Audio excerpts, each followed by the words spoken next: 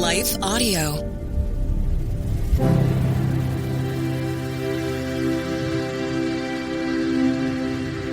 Thank you for listening to Your Daily Bible Verse, the podcast that examines one verse each day to learn more about God and His will for our lives.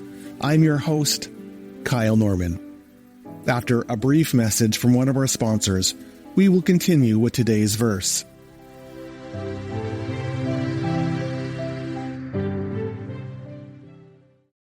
At Thrivent, planning your finances is bigger than money. It's a way to support the people, causes, and community you love. Because helping you put your faith into action is at the heart of what we do. Thrivent, where money means more. Connect with us at Thrivent.com. Health insurance rates are surging in America, leaving millions without affordable options. If you're sick of having paychecks eaten up by healthcare costs or dealing with mega corporations, then listen to this. Christians don't need to waste money on a broken system. That's why I want to tell you about Christian Healthcare Ministries. It's an alternative to traditional health insurance at half the cost.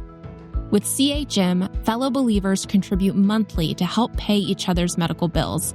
There's no enrollment period, so you can join anytime. And you aren't restricted to provider networks, so you choose the doctors and hospitals you want. It's that simple. CHM is not insurance. It's a ministry that puts faith into action. Feel the difference of financial support and biblical care from fellow believers. Join CHM today by visiting chministries.org/wellness. That's chministries.org/wellness.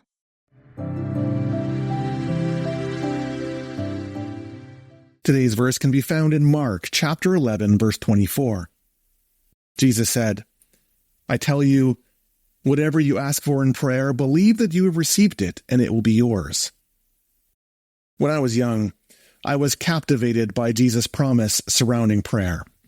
Jesus is bold in his declarations. Whatever we ask for, he says, will be given to us. Ask and it will be given, seek and you will find, and knock and the door of blessing will be open for you. Jesus even says that if we were to ask any mountain to fling themselves into the sea, it would do it. I have to be honest, as a young child, I spent many hours looking out over Mount Rainier, demanding that it move into the Pacific Ocean. It never did. Of course, can we blame it? I was a young child and not very mature in my faith. But still, in my 10-year-old brain, I prayed with pure intention. I wanted to take Jesus at his word. Jesus said it. I tried it, but it didn't happen. And here's the question that we all sit with from time to time. How do we handle disappointments in prayer? More to the point, what do we do with Jesus' promise that we are to ask for whatever we want and then believe that we have received it? Is Jesus misrepresenting the truth? Is there a nuance here that we are missing? How can we have confidence in Jesus' promise? The context of this statement is important for our understanding.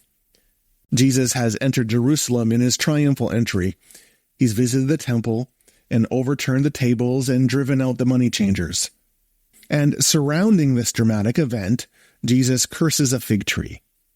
And when the disciples ask him about it, Jesus proceeds to give them a lesson about true faith. It's in the context of this conversation that Jesus makes his bold proclamation about prayer's assurance. So what's going on? When Jesus talks about faith, he speaks about the need for an absence of doubt in our heart.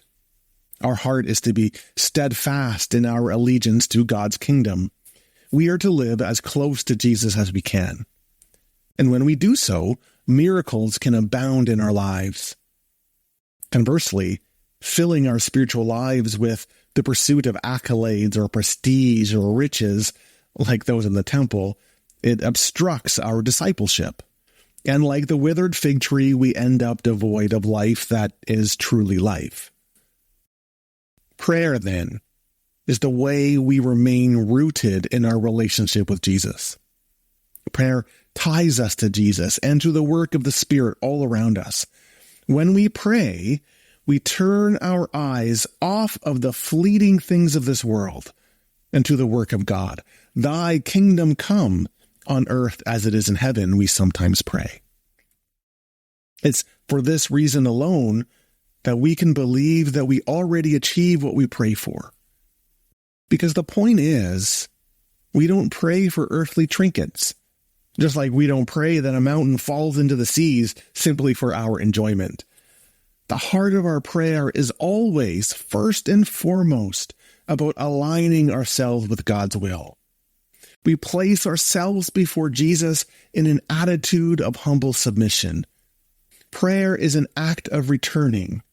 We return to Jesus day after day, time after time, and so recognize that He alone contains our ultimate satisfaction, enjoyment, healing, and life. Because Jesus is gracious and kind, bestowing His presence on all who call to Him, we receive all that we truly want. As the beginning of Psalm 23 assures us, when Jesus is our good shepherd, we have everything we want. Now, does this mean we can't pray for things? Or hold up to Jesus our deepest wishes and wants? Well, of course we can. We can come to Jesus with whatever touches our lives. Nothing is to be withheld. But underneath any petition, whatever it might be, is the deep cry of our hearts that Jesus longs to fill. My 10-year-old self may have asked for a mountain to crumble into the sea, but on a deeper level, I desired to know that Jesus lived and worked in me. The particularities of our prayer might be different. They might include a negative biopsy, a reduction of a tumor, a ceasing of an illness, or a new job opportunity. But the deeper cry in our hearts is to know the guidance, the healing, or the presence of Jesus. Because His presence is the ultimate answer and response to all of our prayers. And in His presence, we can always have confidence. Jesus promised that we are to believe that what we receive, all we ask for in prayer, that doesn't have to be dismissed. It doesn't have to be explained away as some sort of hyperbolic statement. No, Jesus meant what He said, because He is the answer. And we can believe that in Jesus' presence, we will find the satisfaction for whatever we find ourselves in. And we are to cling wholeheartedly to His promise. And so, dear listener, ask away, pray away, and dare to believe that in your prayers, what you cry for is promised to you.